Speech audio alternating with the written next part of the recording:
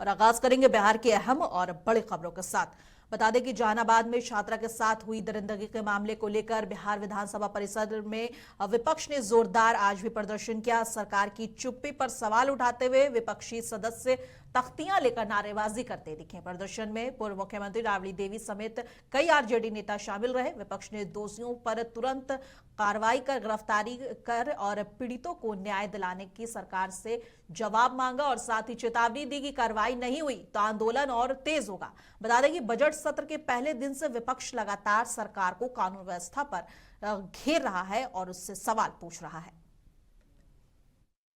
लिपापोती खाली हो रहा है, लिपापोती हो रहा है, लिपापोती करके तब सीबीआई का दिया जाता है। लिपापोती करके बचाने का काम सरकार का आदमी है। सरकार का कोई मंत्री का बेटा होगा, चाहे मंत्री कोई होगा, सरकार का आदमी है, पब्लिक कोई नहीं है। इसीलिए चुप्पी अपना साधे हुए हैं। लिपापोती करके सीबीआई का दिए हैं, तो सीबीआई क्या जांच करेगा? नहीं कहा था सीबीआई भारत सरकार। बिल्कुल बजट में कुछ नहीं है, गरीब कुछ नहीं, कोई के लिए कुछ नहीं है बजट में, कुछ नहीं है। बिहार के जनता का वोट लेने का ठगने का काम किया 10,000 रुपये में। बिल्कुल बिल्कुल सही बात है, क्योंकि बजट में कहीं कुछ नहीं है। बिल्कुल सही बात है, राबड़ी जी ने कहा। लिपापोती खाली हो रहा है, लिपापोती हो रहा है, लिपापोती। और पटना में प्रदेश कार्यालय में आयोजित मिलन समारोह में गोपालगंज के पूर्व विधायक रियाजुल हक उर्फ राजू ने सैकड़ों समर्थकों और जनप्रतिनिधियों के साथ जेडीयू की सदस्यता ग्रहण कर ली है। प्रदेश अध्यक्ष उमेश सिंह कुशवाहा ने उन्हें पार्टी की प्राथमिक सदस्यता दिलाई और इस मौके पर उमेश सिंह कुशवाहा ने कहा कि मुख्यमंत्री नीतीश कुमार के करिश्माई नेतृत्व और जन कल्याणकारी सोच के कारण जेडीयू परिवार लगातार मजबूत हो रहा है। मंत्री श्रवण कुमार ने कहा कि नीतीश कुमार के 20 वर्षों के विकास कार्यों का कोई दूसरा मुकाबला नहीं है। कार्यक्रम में कई मंत्री, विधायक और पार्टी नेता मौजूद रहे।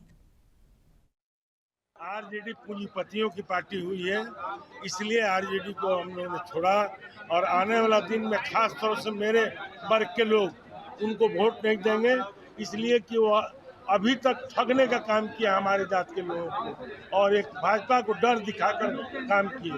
लेकिन नीतीश कुमार के रीडिंग में मैं दावे के साथ कहता हूं कि एक भी दंगा नहीं हुआ, इसलिए आने वाला दिन में सारे लोग नीतीश जी के साथ आए। माई समीकरण की बात लालू यादव टूट गया, इस चुनाव में टूट गया। माई समीकरण टूट चुका है, अब एम जो है उनके साथ नहीं रहेगा। मुसलमानों का कौन नेता है सर बिहार में? कोई नेता थोड़े होता है, आदमी मनुष्य नेता है, सारे लोग ही नेता हैं। आने वाला दिन में आपको बताएगा, जो मैं कह रहा हूँ इस चैनल को निकाल के देखिएगा कि हमने कुछ कहा था। वो ऐसी कह रहे हैं कि हम मुसलमानों के नेता हैं, हम उनके हकूक़ की लड़ाई लड़ते हैं।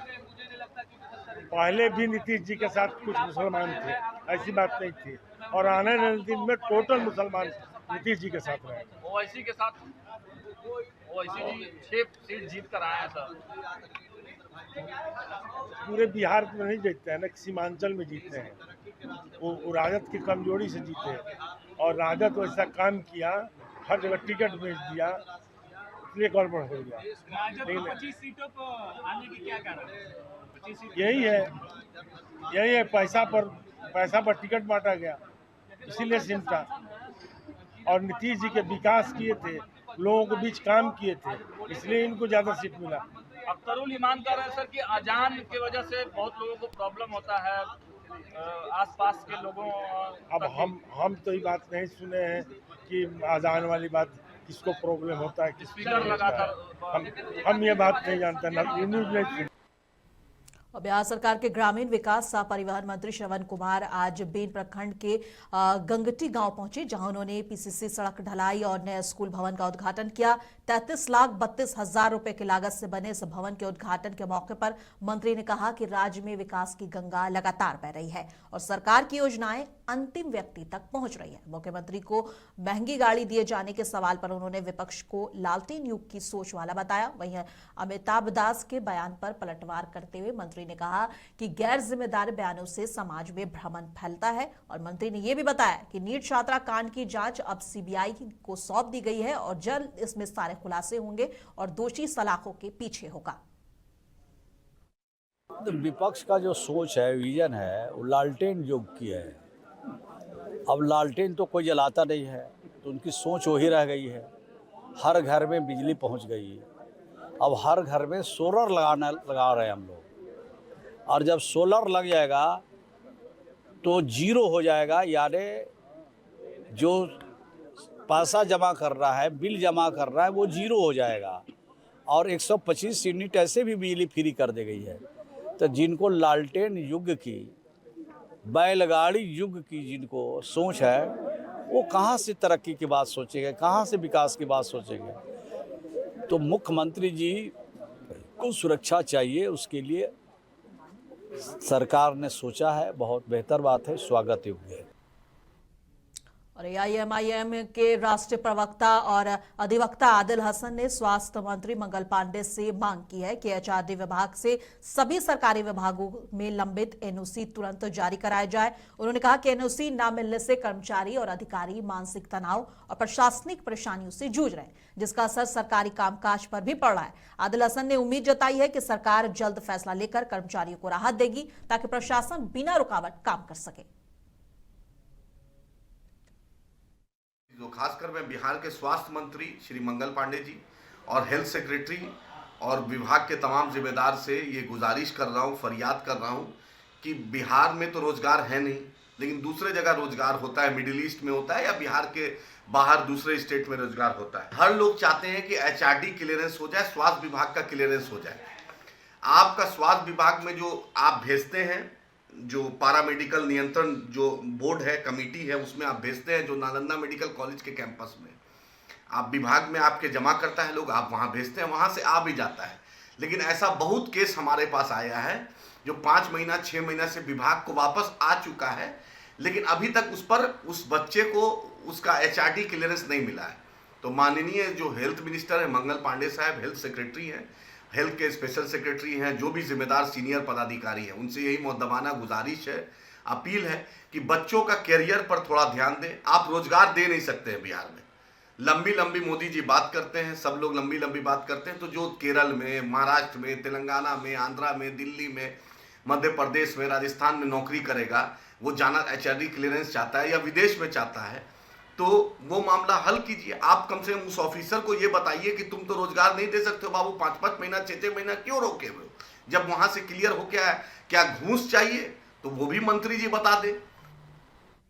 और पटना विधानसभा परिसर में सदन के बाहर ऑल इंडिया मजलिस इत्तेहादुल मुस्लिमीन के विधायकों ने जोरदार प्रदर्शन किया। एआईएमआईएम विधायकों ने बिहार मुसलमानों पर कथित हमले और महिलाओं के साथ दुष्कर्म की घटनाओं को लेकर सरकार पर गंभीर आरोप लगाए। उन्होंने कहा कि कानून व्यवस्था बिगड़ रही है, लेकिन सरकार चुप है। विधायकों ने दोषियों के तत्काल गिरफ्तारी, पीड़ितों को न्याय और ठोस कार्रवाई की मांग की है। साथ ही चेतावनी दी है कि हालत नहीं सुधरे तो सभी विधायक मिलकर और आंदोलन तेज करेंगे।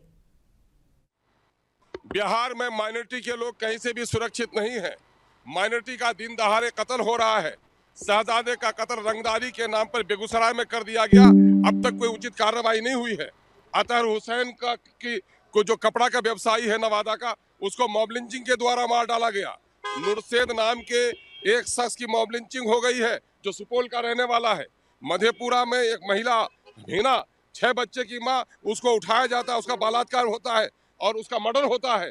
तो यहाँ पर पूरे बिहार में लॉ एंड ऑर्डर नाम की कोई चीज बाकी नहीं रह गई है, और न महिलाएं सुरक्षित हैं, न व्यवसायी सुरक्षित है, और न अकलियत के लोग सुरक्षित हैं। मुसलमानों को दाढ़ी और टोपी के नाम पर निशाना बनाया जा रहा है।